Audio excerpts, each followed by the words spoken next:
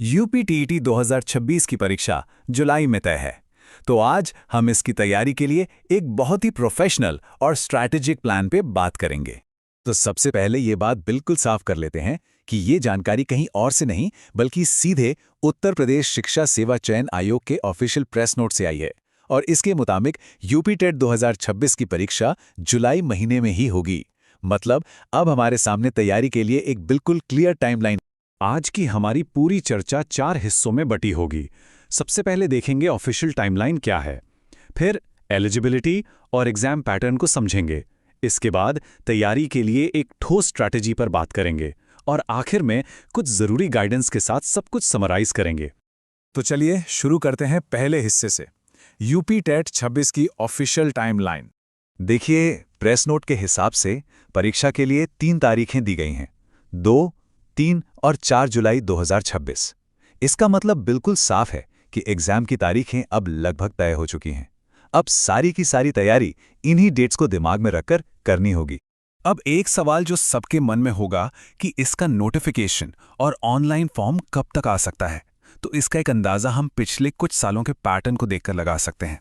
अगर पिछले पैटर्न को एनालाइज करें तो नोटिफिकेशन आमतौर पर एग्जाम से करीब 3.5 से 4 महीने पहले आता है। तो इस हिसाब से हम ये उम्मीद कर सकते हैं कि नोटिफिकेशन फरवरी 2026 में आ जाएगा और ऑनलाइन फॉर्म्स फरवरी के आखिरी हफ्ते या फिर मार्च के पहले हफ्ते से भरने शुरू हो सकते हैं। हाँ, ये जरूर ध्यान रखना है कि फाइनल डेट्स का ऐलान तो कमीशन ही करेगा। चलिए अब आते हैं हमारे दूसरे सेक्शन पर। यहां हम समझेंगे एलिजिबिलिटी क्राइटेरिया और एग्जाम के स्ट्रक्चर को, जो कि हर कैंडिडेट के लिए जानना बेहद जरूरी है। तो एलिजिबिलिटी की बात करें, प्राइमरी लेवल के लिए यानी क्लास 1 से 5 तक के लिए डीएलएड, बीटीसी या बीएड की क्वालिफिकेशन चाहिए होगी, जाहिर है एनसीटीई के नॉर्म्स के मुताबिक। वहीं अपर प्राइमरी की बात करें यानी क्लास 6 से 8, तो उसके लिए ग्रेजुएशन के साथ बीएड या फिर ग्रेजुएशन के साथ डीएलएड जरूरी है। वैसे फाइनल एलिजिबिलिटी की पूरी और सटीक जानकारी तो ऑफिशियल नोटिफिकेशन में ही मिलेगी। एग्जाम का पैटर्न काफी सीधा और क्लियर है। टोटल 150 सवाल 150 नंबरों के लिए आपको टाइम मिलेगा 2.5 घंटे का। और सबसे जरूरी बात, इसमें कोई भी नेगेटिव मार्किंग नहीं है, एक बहुत बड़ा प्लस पॉइंट है। अब पासिंग मार्क्स की बात कर लेते हैं। जनरल कैटेगरी के कैंडिडेट्स को पास होने के लिए 60% यानी 150 में से 90 नंबर लाने होंगे, जबकि ओबीसी, एससी और एसटी कैटेगरी के लिए ये क्राइटेरिया 55% है यानी 82 नंबर।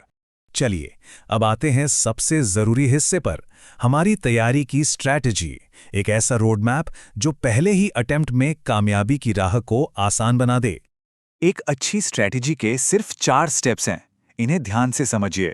स्टेप 1, सिलेबस को अच्छी तरह से समझकर उसे लॉक कर दीजिए। Step 2, child development and pedagogy यानी सीडीपी पर खास फोकस रखिए। स्टेप 3, मल्टीपल चॉइस क्वेश्चंस की जितनी हो सके उतनी प्रैक्टिस कीजिए। और स्टेप 4, मॉक टेस्ट को एक नियम की तरह पूरे डिसिप्लिन के साथ फॉलो कीजिए। देखिए, सीडीपी जो है वो एक गेम चेंजर सेक्शन है। इसमें पियाजे, वाइगोत्स्की और कोलबर्ग की थियरीज, इंक्लूसिव एजुकेशन, लर्निंग और मोटिवेशन, इन जैसे टॉपिक्स पर मजबूत पकड़ बनानी बहुत जरूरी है। मेरी सलाह है, रोजाना सीडीपी के 10 से 15 एमसीक्यूज सॉल्व करने की आदत डाल लीजिए। ये बहुत ज्यादा फायदेमंद साबित हो। सिर्फ तैयारी करना काफी नहीं है, उसे परखना भी जरूरी है। इसके लिए एक लक्ष्य बनाइए। मॉक टेस्ट में हमेशा 110 से ज्यादा स्कोर करने का टारगेट रखिए। जब आप ये अचीव करने लगेंगे तो ये पक्का हो जाएगा कि आपकी तैयारी बिल्कुल सही ट्रैक पर है। आप सिर्फ पास होने के लिए नहीं बल्कि एक अच्छा स्कोर लाने के लिए तैयार हो रहे हैं। तैयारी के दौरान कुछ आम गलतियों से बचना भी उतना ही जरूरी है, जैसे कि बार बार अपना स्टडी मटेरियल बदलना, सीडीपी सेक्शन को कम आंकना, मॉक टेस्ट से डरना या उसे टालना, या फिर सबसे बड़ी गलती, आखिरी महीने में कोई नया टॉपिक उठा लेना। यकीन मानिए, ये गलतियां आपकी सारी मेहनत पर पानी फेर सकती हैं। अब बात करते हैं आखिरी 4 महीनों के प्लान की, जो बिल्कुल स्ट्रक्चर्ड होना चाहिए। पहले 2 महीने इनमें पूरा सिलेबस खत्म कीजिए, नोट्स बनाइए और टॉपिक वाइज एमसीक्यूज की प्रैक्टिस कीजिए। तीसरा महीना ये होगा रिवीजन, मॉक टेस्ट और अपनी कमजोरियों को एनालाइज करके उन पर काम करने का।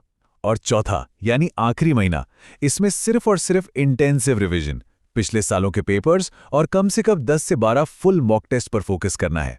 तो चलिए अब इस पूरी चर्चा को समराइज करते हैं और देखते हैं कि कामयाबी के लिए सबसे ज़रूरी बातें यानी की टेकअवेज क्या हैं।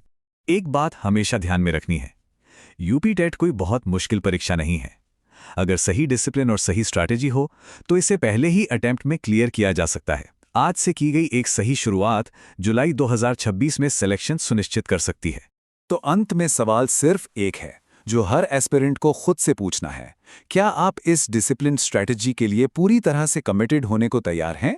क्योंकि कामयाबी इसी कमिटमेंट पर निर्भर करती है।